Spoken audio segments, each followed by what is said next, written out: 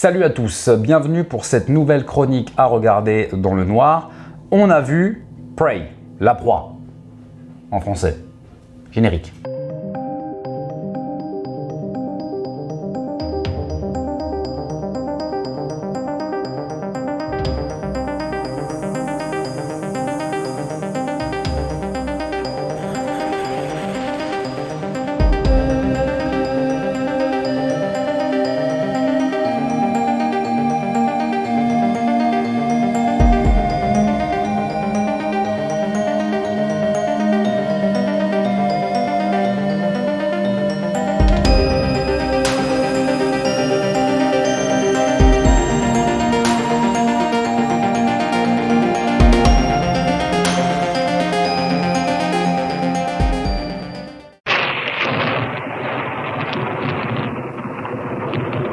Alors donc Prey, c'est le nouveau film de la franchise Predator qui est sorti sur Disney+. Le film est réalisé par Dan Trachtenberg qui a réalisé entre autres 10 Cloverfield Lane. La suite de Cloverfield. Qui était bien, même s'il y a beaucoup de gens qui n'ont pas aimé. Nous on avait bien kiffé. Et ce nouveau Predator prend place en 1719 dans une tribu comanche. Le résumé, il est simple. Il y a un prédateur qui va débarquer, puis qui va commencer sa petite partie de chasse, comme dans tous les films. Sauf qu'il va tomber sur un os, évidemment, une jeune chasseuse, Naru, qui commence à faire un petit peu ses classes, on va dire, dans la tribu, et donc, elle va se frotter à notre cher ami Predator. Alors, est-ce qu'on a aimé ? Bof. Je pense qu'on va pas commencer à se lancer dans l'exercice totalement vain de la critique de critique, mais à titre tout à fait personnel et totalement subjectif, je comprends pas les avis sur le film. Je comprends pas l'engouement autour du film. Je comprends pas. Le film dure 1h45, mais en l'occurrence, il a quand même pas mal de longueur, je trouve. À savoir que pendant les 50 premières minutes, notre brave ami Predator va uniquement chasser de la bestiole. Des animaux en tout genre, des bisons, des lions, parce que oui, il y a des lions. Et c'est pas très intéressant. Ouais. Alors on précise que c'est une critique à chaud. On l'a vu hier soir, donc il risque d'y avoir 2-3 spoilers. Attention, il n'y a pas grand-chose à spoiler. Non, il n'y aura pas de spoiler. Je pense que non, il n'y aura pas de spoiler. Il n'y a rien à spoiler, c'est toujours les mêmes schémas. Voilà. De toute façon, on va pas vous raconter la fin, il n'y aura pas de spoiler. Puis il y a plein d'images de synthèse toutes belles. Ça faisait longtemps quand même qu'il n'avait pas ragé sur les CGI et je sais que vous en avez envie. C'est ton moment.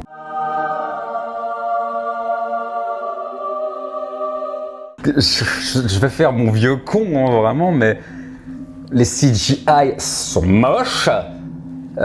Je sais même pas quoi en dire. Alors, j'ai vraiment une impression... Alors, j'ai un contre-exemple, je vous rassure, je vais pas faire mon vieux con jusqu'au bout. Moi, j'ai l'impression que il y a une régression ces dernières années. Vraiment, en termes de qualité de CGI, on régresse et je pense que c'est dû à une volonté de tout montrer en pleine lumière. Alors, je vais toujours prendre le même exemple, mais Jurassic Park, qui est pour moi la sommité en termes de CGI, montrait des dinosaures filmés par exemple de nuit sous certains angles avec un certain éclairage. C'était crédible. Là, tu vas filmer un serpent ou un ours en CGI en pleine lumière, on voit que c'est faux. C'est pas tangible, c'est pas crédible. Le Predator, on peut comprendre, c'est une créature extraterrestre, mais un putain de serpent en CGI ou un putain d'ours en CGI, ça ne fonctionne pas. Ça ne fonctionne pas en termes d'éclairage, en termes d'animation, en termes de mouvement, ça ne fonctionne pas. Voilà, déjà ça m'a à moitié sorti du film. Je vais arrêter de rager parce que sinon, il y en a pour des heures. C'est moche. Ce que j'ai trouvé décevant aussi, c'est quand même le Predator en fait. Il est jamais vraiment montré. Ah oui, il y a ça. Il est quand même toujours dans sa cape d'invisibilité façon Harry Potter, tu vois. La classe en moins. Et les rares fois où on le voit, elles sont trop peu présentes dans le film. Et c'est dommage parce que il a quand même de la gueule, tu vois. Il ressemble pas forcément au Predator des autres films, dans le sens où là ça se passe en 1719, donc je pense qu'ils avaient peut-être pas les mêmes avancées, tu vois, technologiques qu'ils ont par exemple en 87 quand ils vont péter la gueule à Schwarzy. Donc il a pas, alors bon non parce qu'il a toujours ses armes, mais il a pas sa combinaison, son casque est un petit peu différent, enfin voilà. C'est pas le même, et il a de la tronche, et c'est dommage de pas le voir plus. Surtout que moi, ce que je reprocherais au film, c'est que... Alors, je pense que, entre guillemets, tout le monde a vu les précédents films de la saga Predator, du moins tous ceux qui vont voir Prey. Le design du Predator, on le connaît. Il change un peu, mais il varie pas non plus de ouf depuis le premier film. Pourquoi maintenir une espèce de suspense quant à l'apparence du Predator? Ça n'a aucun intérêt. Il y a eu combien? 5 films avant, si tu, je sais même pas oui, si tu comptes les versus AVP, Predator. ça, bon bref. C'est bon, le design, on le connaît. Alors oui, il y a des différences. Il a un casque en os, un truc comme ça. Ok, ça a de la gueule. Mais pourquoi maintenir ce suspense sur l'apparence du Predator? Ça fonctionne pas. Ça n'a pas de sens pour moi. Surtout que je veux pas dire de conneries, mais je crois que on le voit peut-être vraiment en entier une fois, quelques secondes. Non, lors de la confrontation finale. Ouais, mais ça met quand même beaucoup de temps. Et ça, c'est pareil. La confrontation finale, elle vient super tard dans le film et elle est super vite expédiée. Et c'est dommage. En fait, ce qui manque... Alors, je comprends pas, le film est interdit aux moins de 16 ans, mais il y a quand même beaucoup de morts hors champ, je comprends pas. Alors, alors interdit aux moins de 16 ans, pourquoi? Parce que... On va y venir, ouais. Parce qu'on montre des animaux dépecés pendant 50 minutes. Déjà, c'est quoi l'intérêt de montrer un prédateur chasser des animaux? Enfin, je comprends pas. Si ça se faisait ponctuellement, à la limite, les 10-15 premières minutes du film, mais non! Là, pendant 50 minutes, le prédateur, il fait que ça. Tu vois? Ouais, c'est vrai. Après, moi, c'est même pas trop ça qui m'a gêné. Le Predator, c'est censé être un chasseur, etc. Maintenant, alors, il paraîtrait-il que le film a commencé, la jeunesse du film a commencé avant le rachat de la Fox par Disney. Compte tenu du résultat final, je soupçonne quand même que Disney ait un peu foutu ses pattes dans la prod, parce que le film, il est quand même...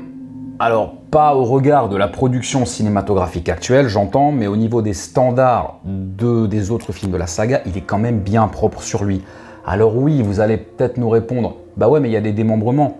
Alors, je suis pas spécialiste en biologie, mais quelqu'un que tu démembres, à mon avis, c'est pas des blessures toutes propres comme ça. À mon avis, ça pisse le sang. Hein. Donc c'est pas des coupures toutes propres, voilà.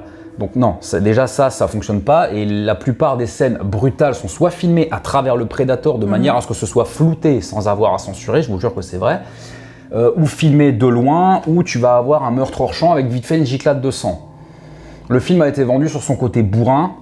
Bon, est-ce qu'on est blasé? Peut-être, je sais pas. Après, le fait qu'il soit filmé à travers la cape d'invisibilité du Predator, ça donne un style qui aurait pu être sympa. Ouais, mais la première fois, c'est sympa. De la censure, en fait, la première fois, j'ai trouvé que c'était sympa, mais après, quand ça arrive toutes les 3 minutes, bon, bah, voilà, il n'y a pas d'intérêt, quoi. C'est sympa les premières fois, mais après, on s'en lasse, quoi. Autre chose, ne serait-ce qu'au niveau du postulat de base. Le film s'appelle Prey, donc la proie. On nous a vendu un truc, la guerrière Comanche et tout ça, qui va se retrouver seule face à un prédateur.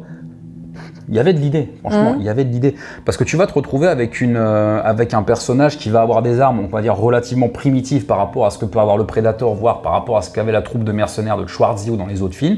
Je me suis dit, c'est intéressant. Le fait de ne pas appeler ce film Predator, pour la petite histoire, le film original, le script s'appelait Hunter, donc chasseur. Là, c'est la proie. On va se dire, putain, on va changer de point de vue, en fait.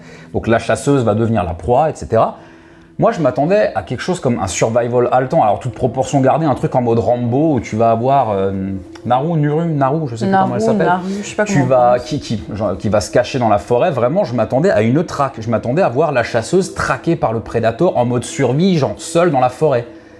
Et ben en fait, non. Juste non, en fait. Pour moi, le film ne respecte pas lui-même son postulat de base, en fait. L'héroïne n'est jamais seule. Elle n'affronte quasiment jamais le Predator seule. Et du coup...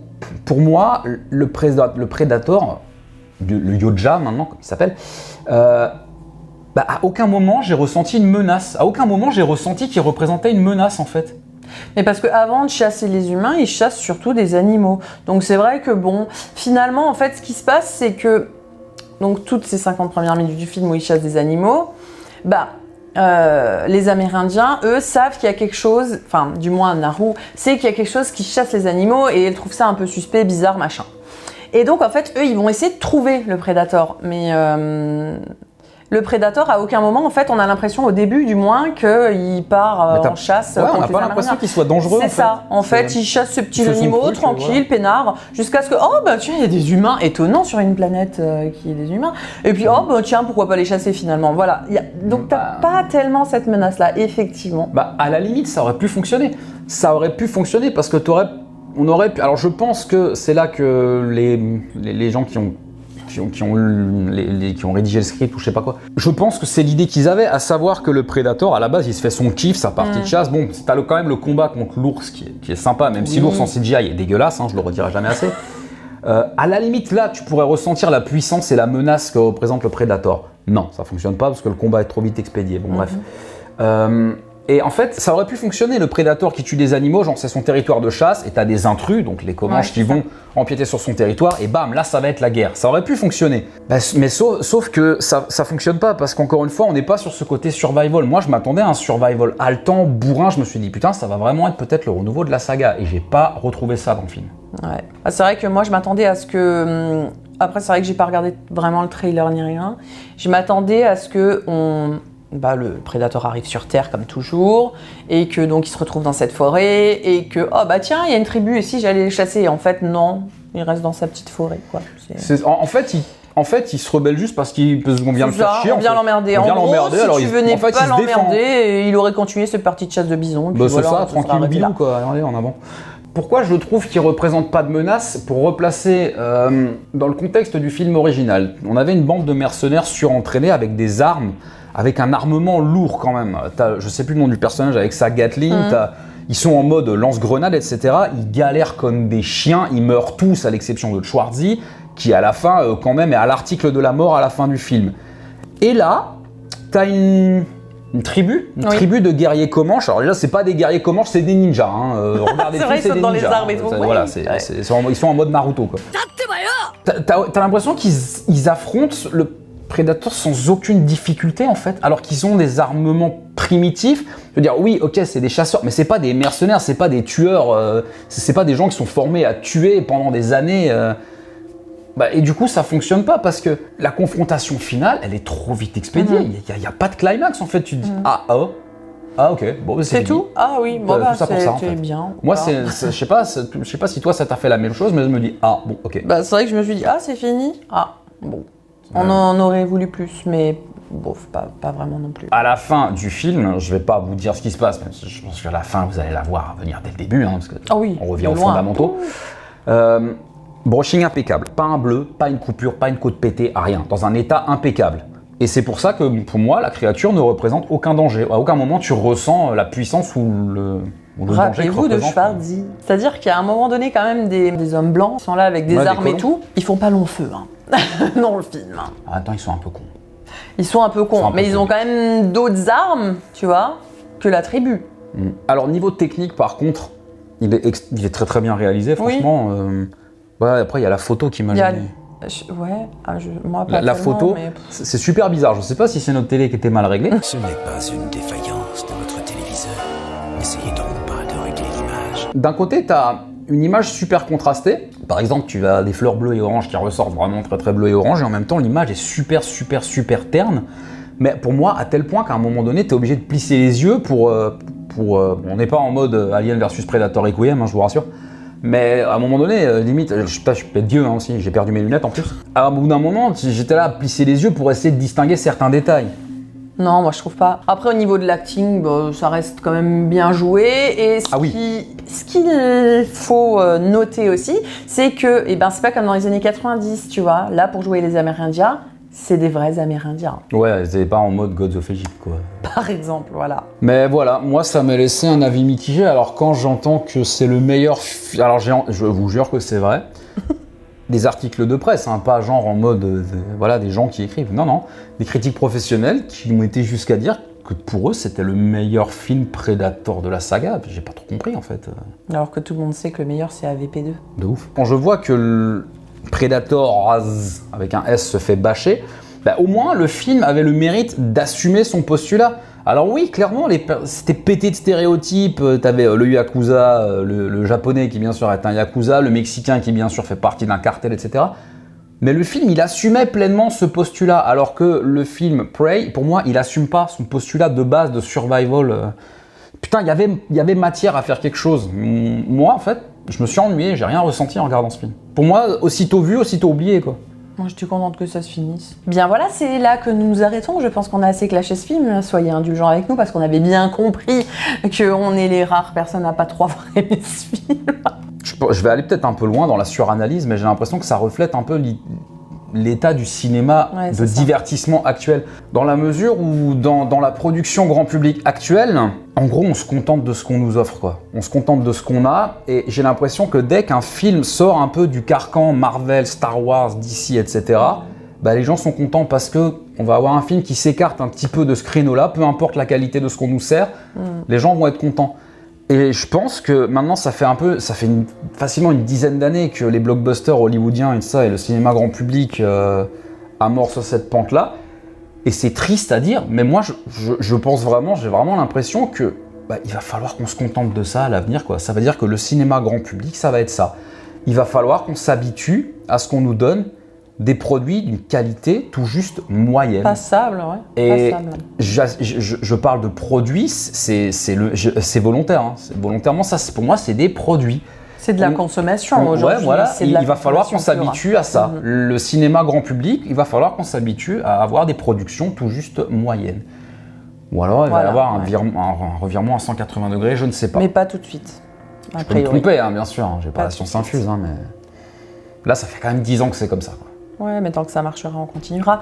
Voilà, sur ces belles paroles tout à fait optimistes sur le cinéma, on espère que vous avez quand même apprécié cette vidéo. Dites-nous en commentaire ce que vous avez pensé du film, hein, parce que peut-être n'allez-vous pas être d'accord avec nous, peut-être que les gens comme nous qui n'ont pas aimé le film se taisent par peur de représailles. N'ayez pas peur, nous sommes là. N'hésitez pas à nous suivre sur les réseaux sociaux, Facebook, Instagram et Twitter.